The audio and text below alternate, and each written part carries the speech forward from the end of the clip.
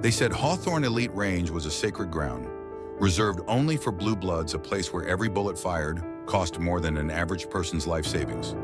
And today, under the cold, blade-sharp sunlight, a girl in a worn-out jacket dared to walk through its gates. Camille Rivers. No famous last name, no glowing legacy, just an heirloom rifle and a gaze colder than steel. Laughter cracked through the air like gunfire. Which dumpster spat her out? Sneering glances cut through the space like sharpened blades, the privileged spawn who believed only they had the right to touch legend. But Camille didn't need words. She only needed an opportunity. One pull of the trigger, and when the bullet started to sing, all of Hawthorne would know. Blood doesn't determine class. Skill is the only voice that matters. You think someone mocked and humiliated among the elite could make history? Watch closely. The real story is just beginning. Camille Rivers stood before the gate of Hawthorne Elite Range, a gate of cold, blackened steel, embossed with a gleaming golden crest that whispered, "Only those born to conquer may enter." Her faded army green jacket became an immediate target, drawing contemptuous stares like a beacon. Polished suits, designer tactical gear, it all assembled into an army of judgment, ready to sentence the outsider without trial. A sharp voice cut from the reception desk. VIP lanes aren't open to strays. Derek the gatekeeper scanned Camille up and down with a look that treated her like refuse. The vintage M1 Garand slung across her shoulder drew only a sneer, like it wasn't even worth a second glance. Behind him, the murmurs began. A cocky young man in a crisp white tracksuit, hair slicked back with way too much gel, Brady Walsh let out a loud, mocking laugh. Janitors get to play VIP now. The laughter cracked like a whip across bare skin. Camille said nothing. She simply pulled out a VIP pass, old, scuffed, edges worn thin, and slid it across the scanner. Beep. The machine blinked a sharp green. Derek froze for a second. His face stiffened before he forced a grimace. "Go ahead. What has Cerebon? But try not to embarrass us." Camille stepped through. No looking back. No flinching as the jeers stabbed at her spine like invisible daggers. Inside, under the cold wash of LED lights and gleaming black marble floors, the air reeked of gunpowder and old money, a pungent cocktail of arrogance and privilege. Heads lifted from $20 lattes as Camille passed by. A girl in a battered jacket, carrying a relic of a rifle, striding across the lounge like a living insult. Instantly, Hawthorne's internal network exploded. Phones flashed like fireflies. Captions erupted. Janitor cosplaying a soldier. Brady Walsh wasted no time firing up a live stream. "Y'all, a World War II zombie just invaded Hawthorne." Comments flooded in like a tidal wave. "Bet she dug that gun out of a dumpster." "Who let this scrap heap through security?" Camille heard every word, every snide laugh. Yet she moved forward, her blood-red braid swinging lightly behind her, her eyes as icy as a blade slicing through the sneers. Without hesitation. At the far end of the lounge, Alexa Monroe, a former national champion, now the glamorous face of Hawthorne, crossed her arms and watched Camille with a smirk of pure disdain. Alexa laughed aloud. "Did Halloween come early? Someone forgot to tell Little Miss Army Surplus this isn't cosplay hour." The crowd roared with laughter, sharp and cruel. On the LED board tracking live streams, new hashtags exploded. "Trash at Hawthorne," "Barefoot Sniper," "Far Away," "In a Hospital Bed." Camille's mother watched the same feed on a tiny screen. She clutched her blanket tightly, tears brimming in her eyes. Still, Camille gave no reaction. She strode to the registration desk, silent as death, as if the storms of mockery couldn't even touch her. Everyone knew when an M1 Garand locks and loads, the silence that follows is not weakness. It's a declaration of war. They laughed. They waited for her inevitable failure, for the moment she'd be dragged out, humiliated. What they didn't know was this. Today would rewrite Hawthorne's history forever. Just as Camille reached the lane registration desk, a sharp voice sliced through the air like a blade. "Stop right there. To retire in the kasi A broad-shouldered man in a black blazer stepped forward, blocking her path. Trent Harris Hawthorne's head instructor, a former Marine, his stare cold and sharp as a gun barrel. Trent crossed his arms, raking Camille from head to toe with a look of open challenge. At Hawthorne, we don't make room for antique collectors. The whole hall erupted into laughter. A blonde girl, Vanessa Sloan, in a skin-tight tactical suit, chimed in. Seriously, did you pull that thing out of a museum? Brady Walsh sauntered over, swirling his Starbucks cup and grinning like a fool. Wonder if she can even afford a fresh bullet. Mocking voices rippled through the lounge like stones skipping across water, quickly swelling into a tidal wave. Phones shot up everywhere. Hawthorne's private social network exploded. Trash cosplay alert. Who let the junkyard girl into the VIP zone? Maintenance girl. Dumpster shooter. Camille, calm as still water, unslung the M1 Garand from her shoulder, slow, deliberate, like handling a soul. No words. No pleading glances. Only a deadly, deafening silence. Strangely, that silence made the crowd boil even more. They needed her to crack. They needed her to break to justify their smug superiority. A brown-haired kid, Tyler Quinn, son of a defense contractor CEO, shouted out. Look at her torn boots.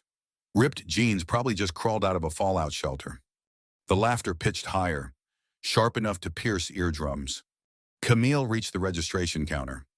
Her hands, worn and calloused from years of hardship, remained steady as stone. She slid her VIP pass across the desk. Behind the counter sat Jessica Ames, face caked in perfect makeup, who eyed the battered pass with undisguised disdain. Still, when the scanner beeped bright green, the entire hall froze for a second.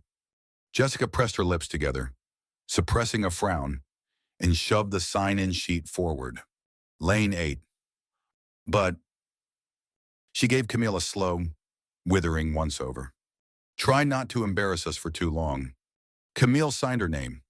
Slowly, each stroke of the pen felt like carving a blade across the collective ego standing there, waiting to humiliate her. As Camille turned away, her path crossed Ethan Cross Hawthorne's #1 marksman, son of California's biggest banking tycoon. He smirked and said, loud enough for everyone to hear, if you manage to even hit the target, I swear I'll leave Hawthorne forever. The hall roared with laughter. Cheers, catcalls, and mockery rained down like bullets.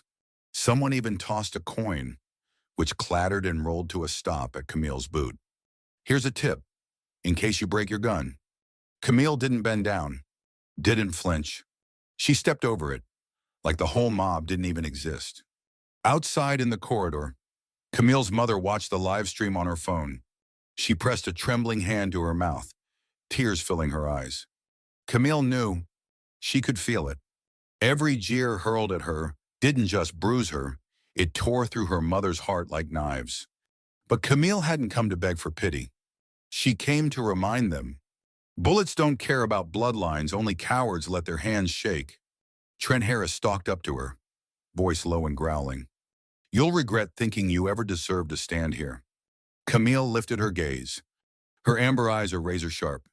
Her voice, cold and even. You'll remember my name. And then, beneath a weight of laughter heavy as iron, Camille strode toward Lane 8, where she wasn't just about to fire at a paper target. She was about to shatter Hawthorne's rotten pride into dust. Camille stepped up to Lane 8. No friendly glances followed her. All she could feel was the cold weight of disdainful stares and the harsh LED lights reflecting off the marble floors like a mirror. At the neighboring lane, Ethan Cross ran a hand lovingly over his state-of-the-art sniper rifle, a $70,000 masterpiece. He smirked when he caught sight of Camille, lugging her ancient M1 Garand over her shoulder. Pitiful, Ethan sneered loudly enough for the whole lounge to hear. You belong at home stitching socks, not standing here. Laughter exploded like a hail of machine gun fire. Camille said nothing. She simply sat down, carefully opening an old wooden ammo box.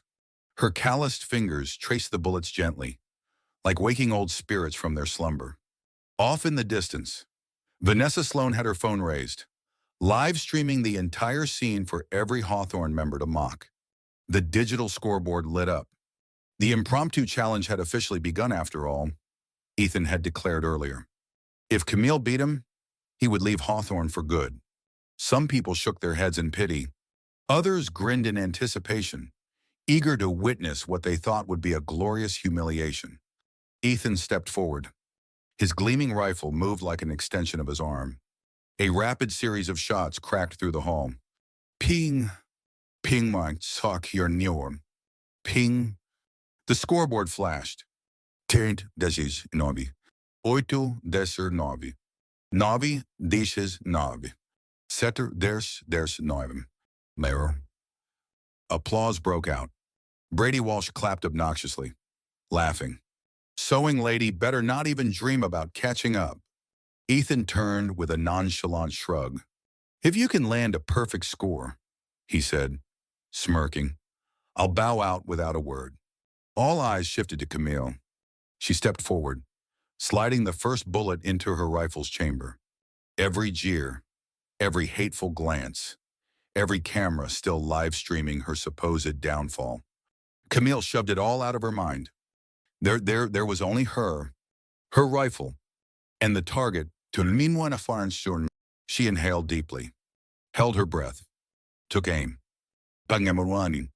The sharp, raw crack of her Garand rang out rough, old-fashioned. Nothing like the sleek, modern gunfire from Ethan's lane. Heads snapped up toward the scoreboard. 0 points.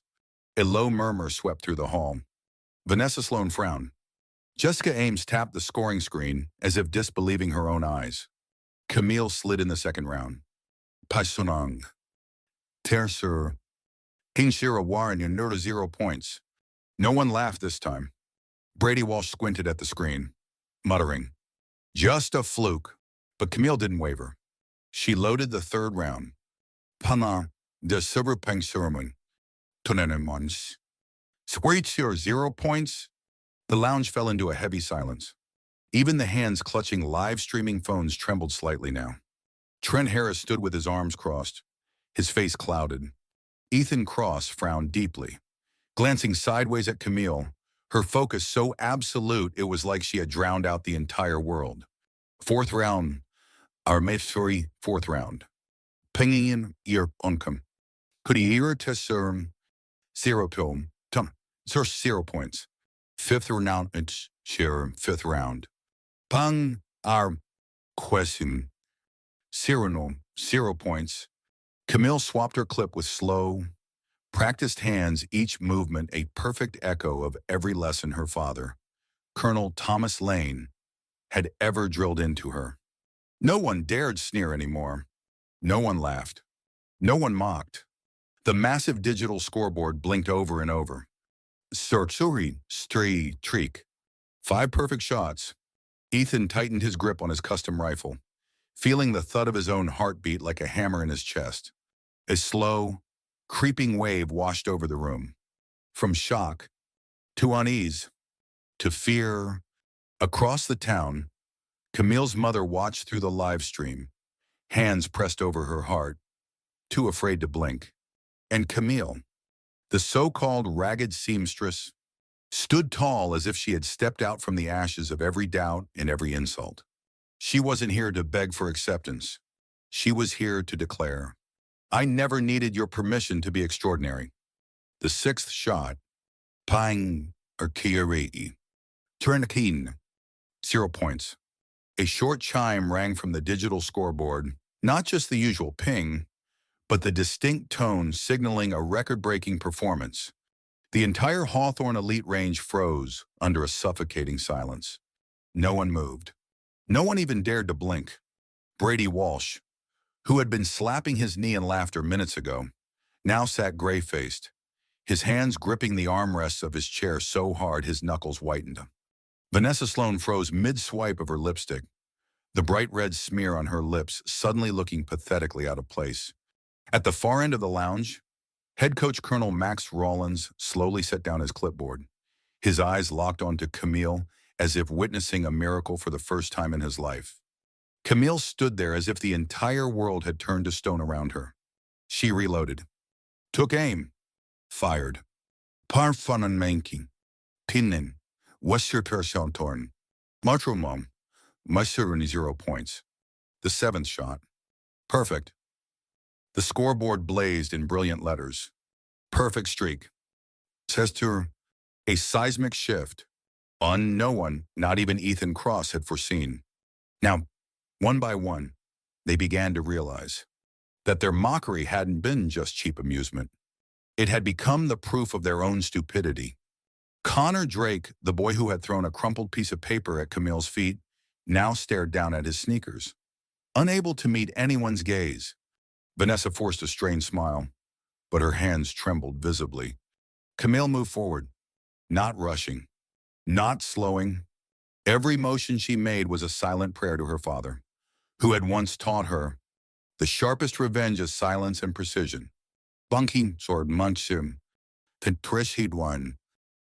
0 points. The 8th shot. By now, the whispers in the room had vanished. Only the heavy, chaotic pounding of heartbeats remained, echoing inside the chests of those who had dared laugh at her. The scoreboard flashed, nearing historic record. In the distance, Vanessa's phone slipped from her hand and clattered to the floor, the sharp sound slicing through the tense stillness. Camille loaded the 9th round, her hands steady, her gaze unshaken. Panam bunkers serene, terrenointon. Scusher wanted to street 0 points. Brady Walsh let out a strangled, almost pitiful groan. Humiliation swept through the lounge like a violent storm. Ethan Cross swallowed hard.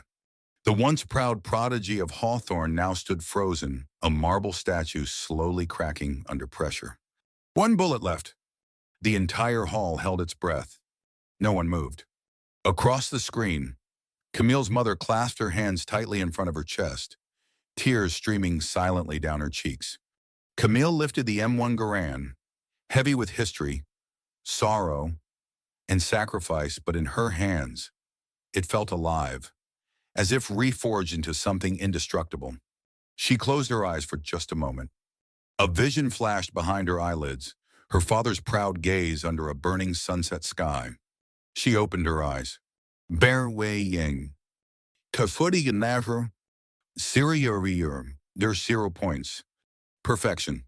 A triumphant fanfare blasted through the speakers, a song that had never once echoed through Hawthorne since its founding. The scoreboard erupted. Never in my range, Torito Kineranes Weshier record. Tisibina Chandran. Historic Suri Tisu. In that moment, Camille didn't just shatter their arrogance, their contempt. She rewrote the very DNA of Hawthorne itself. The entire hall erupted not in cheers, not in applause, but in stunned, reverent silence. For the first time ever, heads bowed not before wealth, not before bloodlines, but before a girl in a faded jacket and an ancient rifle. Camille lowered her weapon and stepped back, facing those who had sneered at her.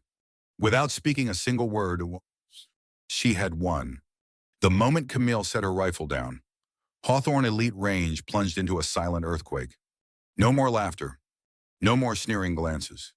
Only raw, bone-deep horror remained cold and undeniable. Brady Walsh, once the cocky king of Lane 5, yanked his baseball cap down low, trying to hide a humiliation so complete it burned through his skin. Vanessa Sloan, the darling sniper queen, tore off her designer headband and hurled it onto the marble floor. Her lips trembling like a child who'd just lost a battle she thought she could never lose. Connor Drake stared down at his sneakers. The same hands that had once flicked paper balls at Camille, now clenching into fists so tight they turned ghostly white. Only one figure remained standing tall amidst the ruins of shattered pride, Ethan Cross. But now, the fire in his eyes was gone. All that was left was confusion, defeat, naked vulnerability. The entire hall seemed to hold its breath as Colonel Max Rollins, the famed head coach of Hawthorne, stepped into the center of the lounge. The heavy clipboard slipped from his fingers and hit the ground with a dull thud, a brutal sound marking the end of an era. He looked at Camille, just looked, and then, in a move that sent a visible ripple through the entire room, he raised his hands and began to clap. Slow, measured, essential, heavy with meaning. One beat, two beats, three efturium, three beats. The applause of a battle-hardened soldier who had seen 1,000 victories and 1,000 failures, now offered to a girl in a faded jacket. A wave followed. One person, then two, a thorning, then the entire hall. They clapped no longer out of politeness or shallow acknowledgement. They clapped as an act of repentance. Derek, the front desk clerk who had once sneered and tried to drive Camille out, hastily ripped off his name tag and slunk into the shadows, as if hoping the walls would swallow him whole. Vanessa turned away, her face wet with tears she couldn't hide, abandoning her expensive designer handbag where it had fallen. Connor stumbled backward, mouthing silent apologies he couldn't bring himself to voice. Brady bolted from the hall, his designer shoes skidding helplessly across the marble floor. At the center of it all, Camille stood tall. Her face showed no arrogant triumph, no petty gloating, only calm, a quiet beauty that none of them could ever touch. Ethan Cross, the man who had challenged her, the one who had boldly proclaimed, "If she beats me, I'll leave Hawthorne forever," now stood paralyzed. The glowing scoreboard's light reflected the cold sweat trickling down his face. Ethan swallowed hard and stepped forward, each step heavier than the last, as if he were walking across a blade. He stopped before Camille. Their eyes met. The room froze. No live streams. No social media feeds. Only the naked truth. Ethan's voice cracked as he spoke. I was wrong. I was foolish. You didn't just hit the targets. You destroyed everything we thought we knew. And then, he bowed his head. Not because he was forced to, but because his heart had been shattered and rebuilt by the very girl they all had mocked. Colonel Rollins stepped forward, his voice booming like a gun salute.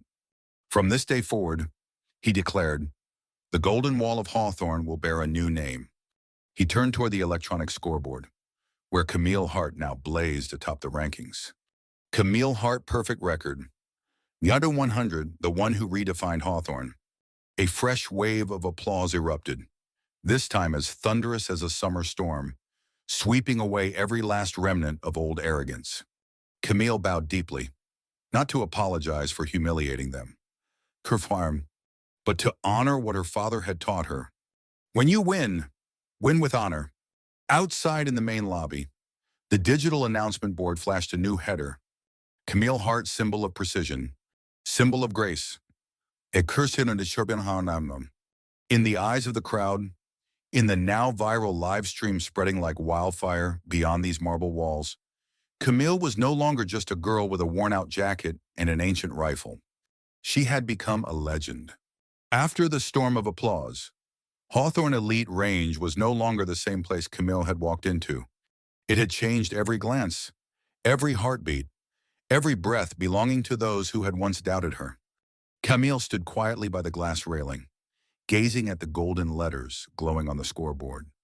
Camille Hart, perfect record 100. The fortress of arrogance had crumbled, but its echo lingered, a haunting reminder of what once was, and of the woman who had risen above it all. Vanessa Sloan, the sniper goddess of the elite, silently peeled off her designer tactical gear and slipped away from the shooting range, vanishing like a ghost. Connor Drake, the rich kid who once tossed paper at Camille's feet, kept his head down, dodging every glance. His expensive tracksuit could no longer hide the raw shame clinging to him. Brady Walsh, once the symbol of Hawthorne's second-generation sharpshooters, abandoned his $50, $1,000 rifle right there on his bench and hurried out the door, as if desperate to outrun a past that had just been exposed. Derek, the smug receptionist who had sneered at Camille, was publicly fired on the spot by Colonel Max Rollins himself. Hawthorne has no room for class snobs, Rollins announced, his voice cold as steel. We need people like her. And Ethan Cross, he didn't leave, He stood there, a man stripped of direction, staring at Camille with an unguarded gaze, raw and naked without the shield of pride. Something inside Ethan had shattered the moment Camille fired that 10th perfect shot. And when she smiled, a small, confident smile without a hint of arrogance, Ethan realized that the world he once knew had collapsed. Strangely, he felt relieved. The crowd slowly dispersed. But the messages, the posts, the hashtags, they detonated like fireworks. Camille Hart, Edu, Queen of Hawthorne, from ashes to legend. The live stream from that day exploded to nearly 10 million views in just 3 hours. News outlets ran headline after headline. Girl in a faded jacket topples Hawthorne's elite. Camille Hart, when skill crushes status. A living legend was born today in California. The world now knew the name Camille Hart. But Camille didn't bask in the victory. When fans swarmed her for selfies, interviews, and autographs, she gently sidestepped them all. She slipped quietly from the firing lanes, clutching her battered M1 Garand, the only thing she truly needed. In her heart, memories of her father stirred to life. He hadn't taught her how to win. He taught her how to win the right way. As she made her way toward the exit, Camille heard hurried footsteps behind her. She turned. It was Ethan Cross, but this time, there was no challenge in his eyes. Only honesty and a raw, desperate hope he couldn't hide. He stopped in front of her, drawing a deep, shaky breath as if summoning the last of his courage. "Camille, I owe you an apology," Ethan rasped. "Not just for today, for every year. People like me kept people like you outside these doors." He looked up at her, not with pride, but with his heart. "If you'll allow it," his voice broke, "I want to start over, not as a rival, but as someone worthy to stand beside you." Camille remained silent. The once rowdy crowd had faded into a distant echo. There was only Ethan, and the trembling sincerity in his words. She looked at him, her hazel eyes steady, strong, yet tender. She didn't answer immediately. Instead, but she stepped forward unhurried, unwavering, and extended her hand. A small but steady hand opened before Ethan. An invitation. A chance for son. A new beginning. Ethan took her hand, as if grasping a lifeline of hope. That day, Hawthorne didn't just witness a shattered record. It witnessed the rebirth of a soul. Camille Hart didn't just win their game. She rewrote the rules. And from that moment on, Ethan Cross, the prince of Hawthorne's shooting ranges, was never the same again. The next morning, Hawthorne Elite Range simmered like an underground fire, quiet but fiercely alive. The story of Camille Hart had spilled far beyond the walls of glass and steel, beyond the gleaming leather seats and exclusive lounges. It crossed into every corner of society. Her name blazed across headlines. Unknown sharpshooter forces Hawthorne's elite to bow their heads. Camille Hart, the girl who shattered every prejudice with 10 perfect shots. The live stream had surpassed 50 million views overnight. But at a tiny coffee shop near the range, Camille sat quietly by herself, wrapped in her old jacket, sipping a cheap espresso, gazing out the window as the world outside raged in awe. She didn't need fame. She only needed to honor the promise she made to her late father. Shoot straight, walk straight, not for praise, but to prove you are worthy. And she had done exactly that. The doorbell chimed. Camille looked up, unsurprised to see Ethan Cross stepping inside. No designer tactical gear, no aura of untouchable invincibility. Just Ethan, a young man carrying emotions too tangled to name. He held 2 cups of coffee, awkwardly placing one in front of Camille. "I wasn't sure what you liked," he offered a sheepish smile. "So I just guessed." Camille raised an eyebrow and silently accepted the cup cappuccino. Her favorite. A small detail, but enough to soften her gaze. Ethan sat down, his entire body stiff as if he were on a battlefield. He turned the coffee cup in his hands, searching for words like a child learning to speak. "I spent all night rewatching yesterday's match," he began, voice hoarse. "Not just to see your shots, but to understand why I lost. Camille said nothing, letting him unfold himself before her. I used to believe, Ethan continued, that technique, gear, pedigree, that those were what defined greatness. He paused, looking her straight in the eye. But you proved that true greatness is something you can't buy. It's forged from blood, sweat, and sheer will. Camille leaned back in her chair, her eyes narrowing slightly, weighing him. She wasn't quick to forgive. She wasn't quick to open her heart. But the raw sincerity in Ethan's voice was impossible to ignore. The silence between them, strangely, wasn't awkward. It was a kind of respect, something that had been missing for far too long. Ethan set his cup down, pulled a small envelope from his jacket pocket. I've thought about this a lot, he said, his voice low. I can't erase what was said that day, but I want to do something right. He slid the envelope across the table. Inside was an invitation, an official letter from Cross International Shooting Academy, organizer of some of the world's most prestigious shooting tournaments. The signature at the bottom was Ethan Cross's, the current CEO. Camille froze. Hawthorne had once seemed like the ultimate peak, but Cross Academy, it was a summit even prodigies spent their lives chasing. And now, a door swung open before her. I'm not offering this out of guilt, Ethan said quickly, afraid she might misunderstand. I'm offering it because you deserve it. Hawthorne failed to see that, but I didn't. Camille grasped the envelope, her fingers tightening slightly. Sunlight streamed through the cafe window, glinting off the weathered button of her old jacket. She smiled, not a bright, boastful grin, but a small, resolute nod, like the crack of a first bullet fired true. I'll come, Camille said, but I'm not coming for anyone else. I'm coming for myself. Ethan smiled, and for the first time, it wasn't the polished smile of a socialite. It was the smile of someone finding himself reflected in another. That day, inside a sunlit cafe, two people, once from worlds apart, found the only thing that truly connected them. Not wealth, not bloodlines, but an indomitable will, something no one could ever take away. And once again, the world was about to watch Camille Hart rewrite history. 2 months later, Camille Hart had become a living legend.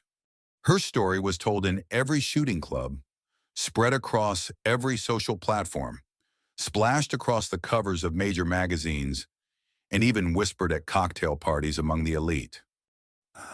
Not through money, not through pedigree, but through 10 perfect shots and a heart that refused to yield. Today, Camille walked through the doors of Cross International Shooting Academy, no longer the girl in a faded jacket they once ridiculed.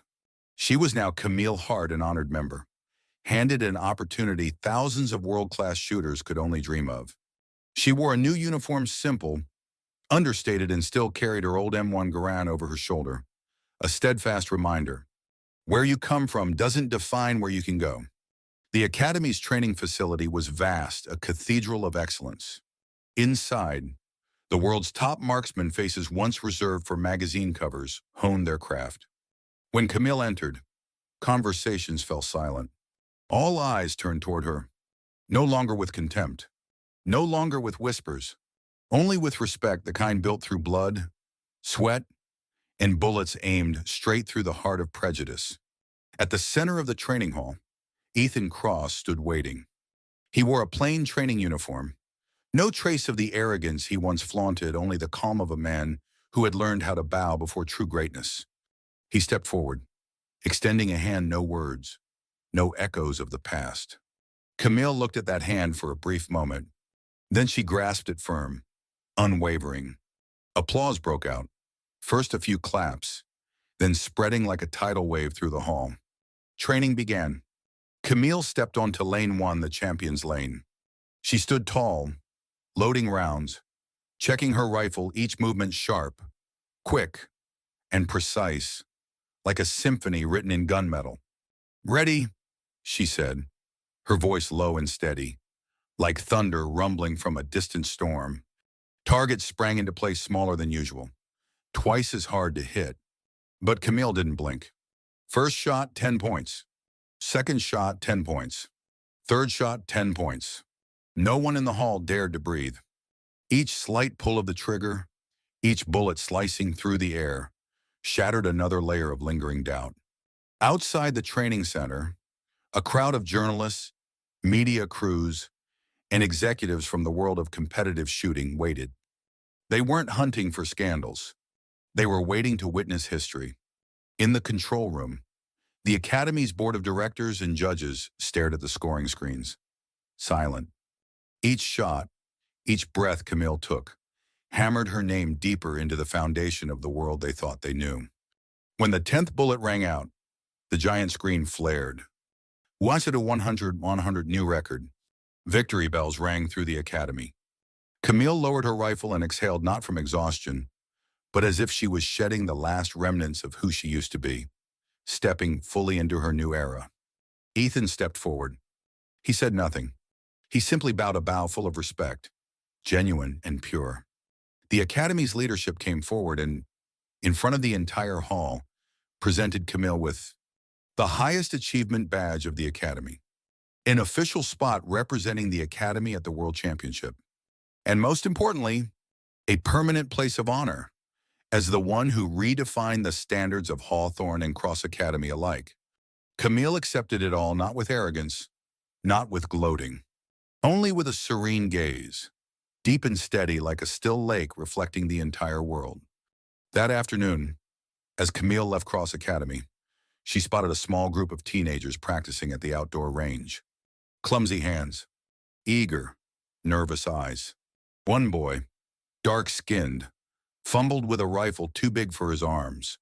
He snuck glances at Camille, his eyes full of hope. Camille walked over, crouching down to his eye level. "Want to hear a secret?" she said, the corners of her mouth curling into a small, knowing smile. The boy's face lit up. And in that moment, Camille Hart understood. Her greatest victory wasn't 10 perfect shots. It wasn't the accolades. It was this son, the phone, becoming a light for those the world had once tried to snuff out. A spark of hope in a world too full of darkness. From a girl once mocked for her faded jacket and battered rifle, Camille Hart rewrote all the rules. Not just in a single afternoon, but across an entire system that had once believed power only belonged to names weighed down by dollar signs. She did it with perseverance, with dignity, with 10 bullets each flying straight through every old prejudice. But, the most beautiful part, this Pom, is just the beginning. Beyond the gates of Cross Academy lies a bigger, harsher world with arenas so fierce, even courage itself trembles. Are you ready to walk that road with her? If today's story set your heart on fire, hit like, subscribe, and ring the bell so you won't miss the next chapter in Camille Hart's unstoppable journey. Because, the woman rewriting legends is just loading her next shot, and you'll want to be there to witness it. See you in the next story.